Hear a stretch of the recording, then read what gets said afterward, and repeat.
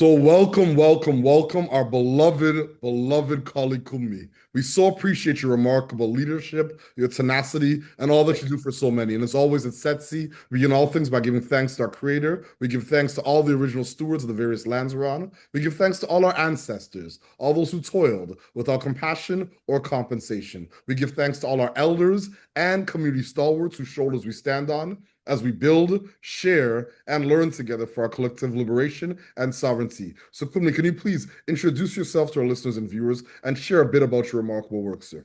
So thank you very much for having me, Victor. I'm a product of the South African liberation struggle. I got involved in the struggle when I was very young, at the age of 15. And I then played various roles in the liberation. Once democracy came, I focused on rebuilding and strengthening civil society in South Africa, and was first the head of the adult literacy movement, and then was the founding director of the South African NGO Coalition.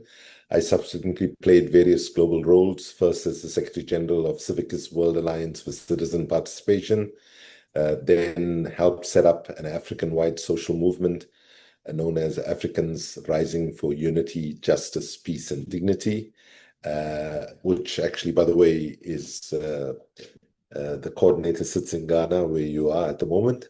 And then I was the head of Greenpeace International and Amnesty International.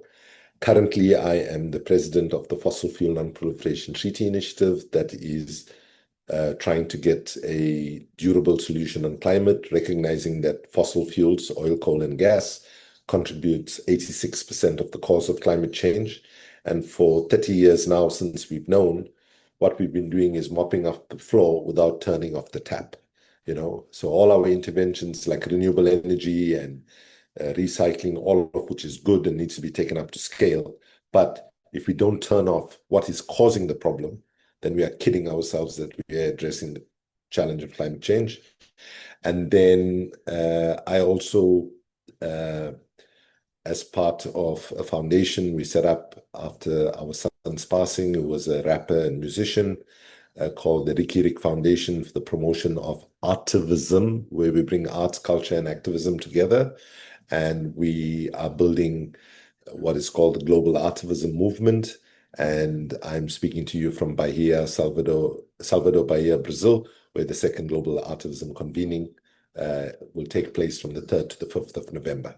That's incredible. My goodness, your body of work is not just impressive, it's almost unparalleled in terms of some of the folks that we've engaged. And my heart goes out to your family in terms of the tragic loss of your son. But once again, I'm inspired by the fact that you took that heartache, that pain, and turned it into something so transformative. So I salute and I honor you and your partner. And once again, I'm just so inspired by your work. So my next question to you is, what's inspiring you right now, or what's keeping you up at night? Sadly, there are many things keeping me up at night. There are more things keeping me up at night than there are things that are inspiring. But let me say that the moment of history that we find ourselves in, pessimism is a luxury we simply cannot afford.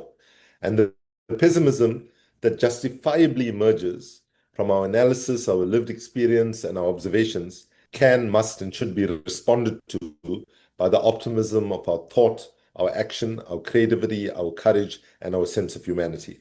What inspires me at the moment is to see that even though we are experiencing challenges that we never thought we would be experiencing, the rise of fascism and authoritarianism, the foot dragging on climate action, the increase of militarization, genocide happening in real time in Palestine, and all of these things give us a sense of, oh my God, the world, if you were to use a Afrikaans sentence from South Africa, which is the language derived from Dutch, and I think most of your listeners would not need translation, you could describe the moment that we're in Afrikaans as ons is deep, deep, deep in the kak, right?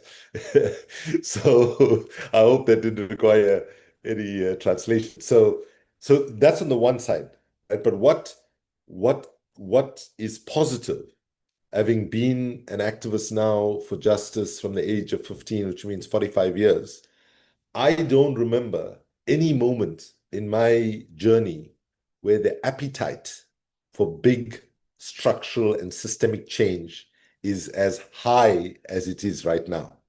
And that is something that we need to. I'm not saying that the majority of people recognize that we need deep structural and systemic change, but it is much higher than it's ever been and growing. So if we think about it, the universe is always giving us signals that we have to change, right? In 1997, we had the Asian financial crisis, and in the middle of the crisis, you had powerful leaders saying the world needs a new international financial architecture, which was exactly the right thing to say, right? But once the Band-Aid was put over that crisis, it was business as usual. In 2008, 2009, during the global financial crisis, the G20 said we need to scrap fossil fuel subsidies because fossil fuel subsidies are driving the climate crisis. It's not stopped. It's in fact increased in some cases. And then COVID itself, when we were in the midst of COVID, do you remember how many of our leaders were saying we need to build back better, build back better? How many people you've heard talking about build back better once we put the Band-Aid over the COVID problem? So what it seems is that the default response of those in power in a crisis which says, my God, the system is broken, right? COVID showed us that, suddenly we started talking about essential workers. Essential workers were people that mainstream society was disrespecting. The people that drive our cars, that serve in our supermarkets, that clean our homes and do all sorts of other important pieces of work. And so what unfortunately is the response by power is system recovery, system protection, and system maintenance, when what is needed more urgently than ever is system innovation, system transformation, and system redesign. And what gives me optimism is that young people are coming into various movements with the fresh lenses. They're looking at old intractable problems with a new perspective, and a combination of the growth of young people's presence in our movements, as well as the fact that more people are saying we can't tinker with small solutions and baby steps in the right direction. We have to address the root causes. And the fact that there's a growing recognition that we have to go to root causes to address a broken economic system, a broken energy system, a broken food system, a broken transport system, and so on, is what gives me hope. The appetite for that is growing, and I hope it will grow exponentially as people recognize that we can no longer pretend that the world we live in is fair, just, democratic, and so on. It is an illusion that needs to be broken, and young people are breaking that, and I'm grateful for them for their leadership. And I say to young people who might be listening in, don't accept when people in my generation say to you, young people are the leaders of tomorrow. If you wait for tomorrow, there might not be a tomorrow for you to take leadership. We need young people's fresh perspective in our movements, and please take leadership of our movements is my message to young people. I couldn't agree more. And I think that's the way you've been able to, in a very concise and clear way, basically frame what these global leaders have been doing for so long, to me is refreshing, because it wasn't a call in or a call out, it's a wake up call. And a lot of times we're so confused about calling folks out or calling folks in when folks need to actually really be wrestle. So for me, once again, just completely inspired by your work. And there are young people listening. My sons are in the room right now, nodding as you speak. They're 22 and 20 years old. So once again, I just applaud your remarkable leadership and all those actionable insights. Greetings to him and to all other young people as well. Yeah. Give thanks. So my next question is, what challenges and barriers do you face in your work? And what are you and your team working on in terms of approaching these challenges and barriers? So the one challenge is what psychologists would call cognitive dissonance, which is denying the reality of how close to the climate cliff we are, how close to losing democracy we are, how close to even a further intensification of the military-industrial complex that we are seeing happen and so on. So that's one thing that we need to address. We need to get people to stop denying the reality that we are needing to make big changes. The second thing that we are struggling with is we still operate in silos, right? In the sense that we say, like,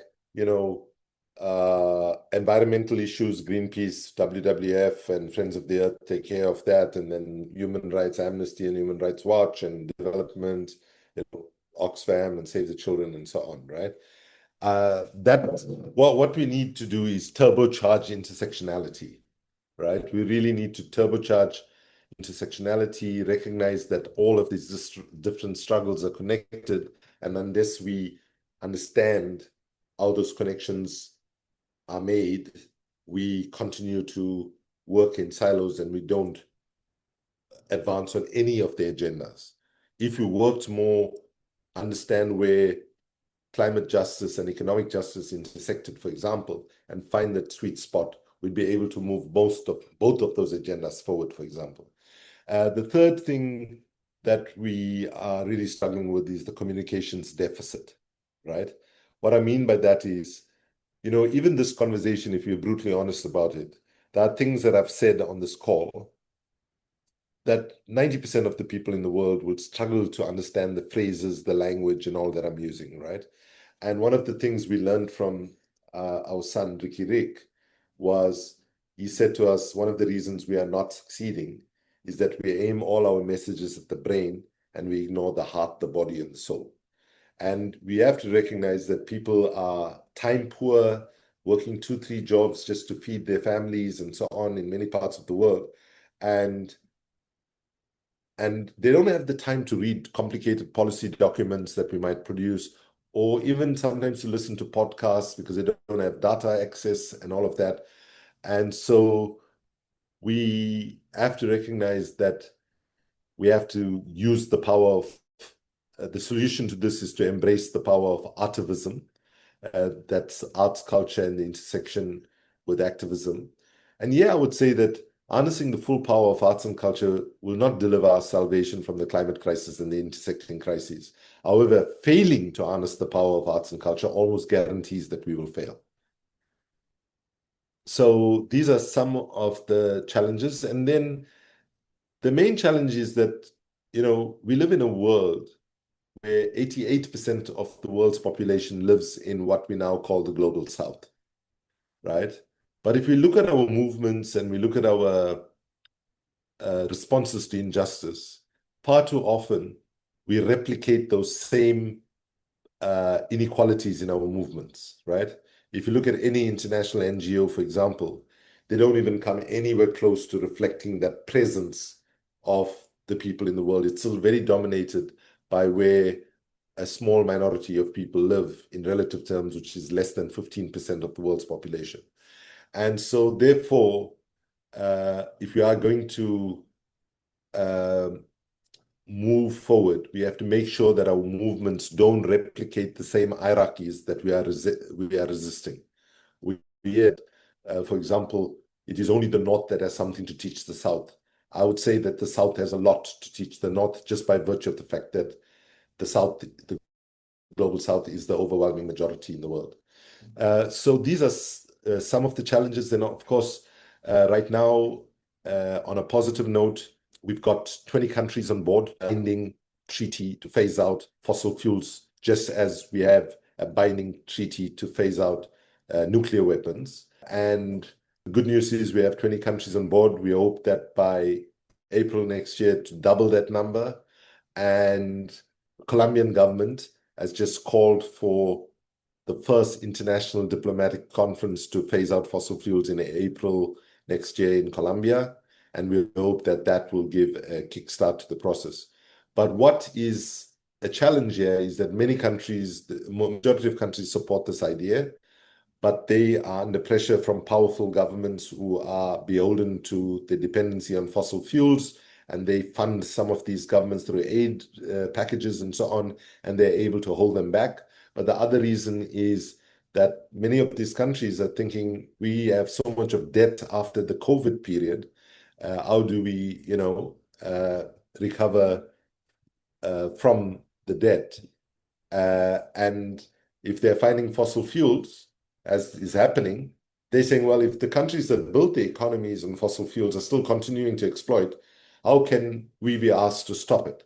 Even though, let's be blunt about it, Africa and the global south are paying the first and most brutal price in terms of impacts on climate change. And while it's absolutely not in our interest to continue to exploit fossil fuels because it is that which will kill us and is killing us right now, it's a real difficult sell, to get governments to give up what is seen as a valuable resource economically when we know that that resource is devastating in terms of air quality, water quality, temperature rise, all things that will make life much harder for people and is already making things much harder for people. It's not as if climate change is going to hit us in the future. It's hitting us now, and it's already hitting people in the global south quite badly. Ashe, ashe, ashe. I couldn't agree more, especially around that piece, around the terminology. Knowledge mobilization is so important. That's why we do this work that we're doing. My ancestor Malcolm always said, make it plain. So, to your son's points, we have to figure out ways and means to make the language and the models more accessible. And I love that framing of arts and activism as a way not just to engage young people, but as a tool for knowledge mobilization. I agree completely in terms of that piece around the global majority groups and us consistently looking at models in the global north as almost the way we can solve these pervasive social challenges that a lot of times began in the global north. And the last points I'll make is around the fossil fuel piece. I have disagreements with my colleagues all the time. I don't think that we, in our wisdom, as people of African descent, as people from the global south, whatever race, color, creed, I don't think every underserved, marginalized, oppressed group should have their kick at the can of capitalism. Like, so I understand the premise that other demographics and groups have been able to generate billions, if not trillions, through this model and through these markets. But duplicating that for a short period of time to create economic sovereignty isn't wisdom. It's intelligence, but it's not wise. So once again, I love the discerning wisdom, guidance, and the way you're once again able to conceptualize all this from a place of deep consideration, compassion, and empathy. It's absolutely brilliant. So my next question is, do you have a set of key priorities right now in your work you'd like to amplify to our community of practice? So the moment we are in is one where the main thing we are lacking is a sense of imagination, right? In the sense that we have been put in a situation where we almost cannot imagine how things can be different, right?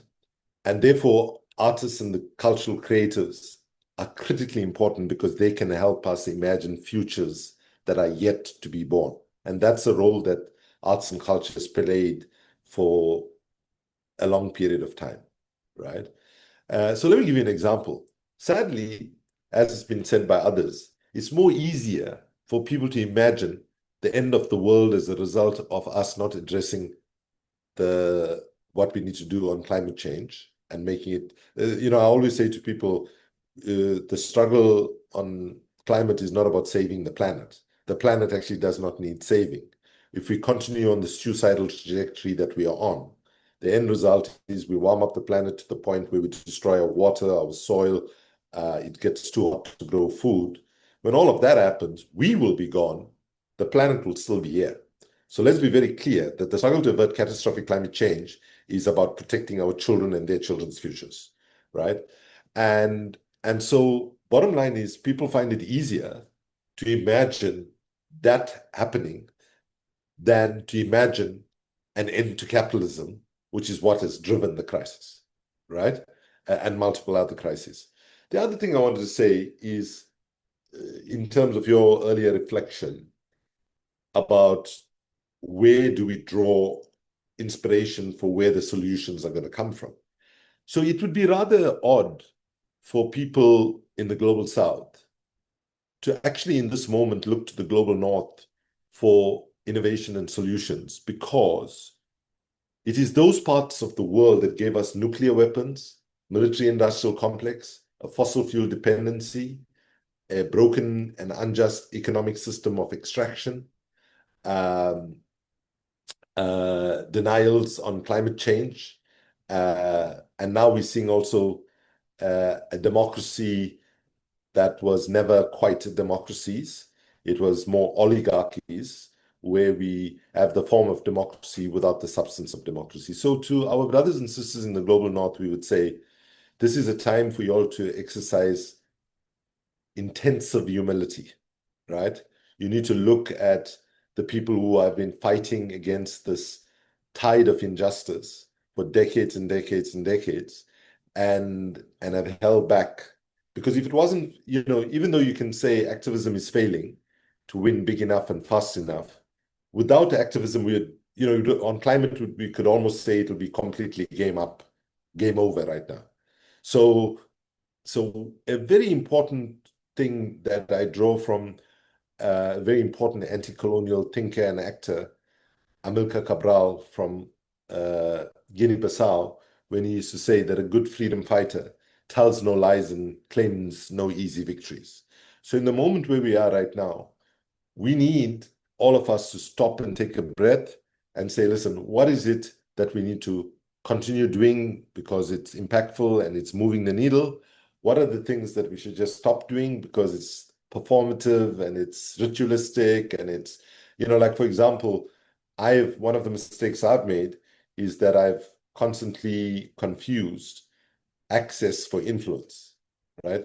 So just because you get access to meet with the head of state, a minister, or any other senior official within a government or a corporation, just because you get the access doesn't mean you get the influence. So I'm not saying we should never spend time meeting with people in government and business, but I would say that we don't have the proportionality right.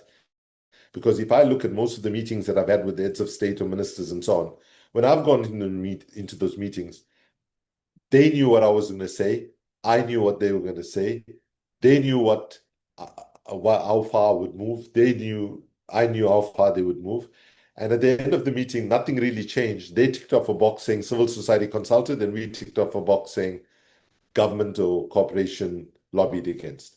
So we need to be asking some hard questions, and importantly, what should we start doing that we were not doing before? But the bottom line is, we are at a moment now where we should not sugarcoat the fact that humanity is in a critical crossroads. But sometimes, to end on a positive note, things have to get really bad before it gets better. And things are really bad right now. So let's hope it means that we will summon the moral courage to dream bigger, to act with more courage, to be willing to sacrifice more, and to put those that are most marginalized, most excluded, most oppressed at the center of everything that we do. Ashe, I love that piece around summoning the moral courage. So my second last question, what is your ultimate goal and what does success look like to you and your colleagues? So one of the biggest successes will be getting our governments next year in April in Colombia to start the negotiations towards a fossil fuel non-proliferation treaty. That will be the only solution to actually turn off the tap on what's 86% of the problem, which is oil, coal, and gas. And thankfully, the alternatives are there. The alternatives are cheaper. They are, for example, with electricity provision, right? To take rural people in Africa out of poverty, we don't have to take the global north model of you have to have a centralized grid and all the electricity runs from the centralized grid. If we are serious about taking rural people out of energy poverty, we should do decentralized micro solar grids, which can be done faster, cheaper, and where electricity is not running far away and some of it being lost in transmission and so on. So there are solutions on everything that we're dealing with. There are solutions. And what we don't, so, we cannot change the science on climate. We can only change political will. And thankfully, political will is a renewable, something that can be renewed either by voting people out of office or creating new systems of governance. And so our focus will be on trying to convince the world that we've dragged our field far too long on getting a durable solution on climate. We've gone to each of the COPs, the climate negotiations annually, asking for a fab deal, not a fabulous deal, but a fair, ambitious, and binding deal. And every year we get a FLAB deal, FLAB, full of loopholes, and you can decide what the B stands for. I know what the B stands for very well. My last question, sir, do you have any calls to action for our listeners and our viewers? Yes. So if you agree with me that the biggest challenge is that we don't communicate in a impactful, respectful, and thoughtful manner with the people that are observers to a game that they should be central players in, then please join the global artivism movement. You don't need to be an artist to join. There's scientists, academics, and so on. And you can go to globalartivism.org and you'll find the ways in which you can just become a member of the Global Artivism Stakeholder Council so that you can make your input, but also you can be connected to other people. Fossil Fuel Treaty Movement as an individual, thousands of individuals that have joined. But one of the things, if you are looking at something to do, how can I be part of the climate movement and be connected to the global effort?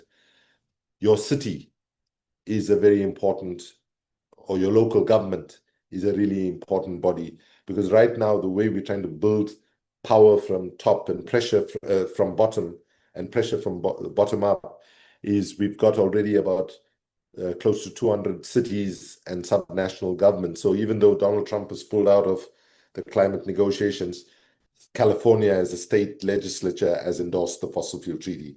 So if you're looking for something where you live, ask yourself the question, has my city endorsed the fossil fuel treaty as something that humanity needs to make happen?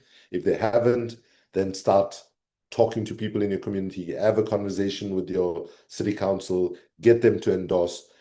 Understanding, of course, that it's national governments that make international treaties, but national governments are more likely to move when there's pressure from below, for that.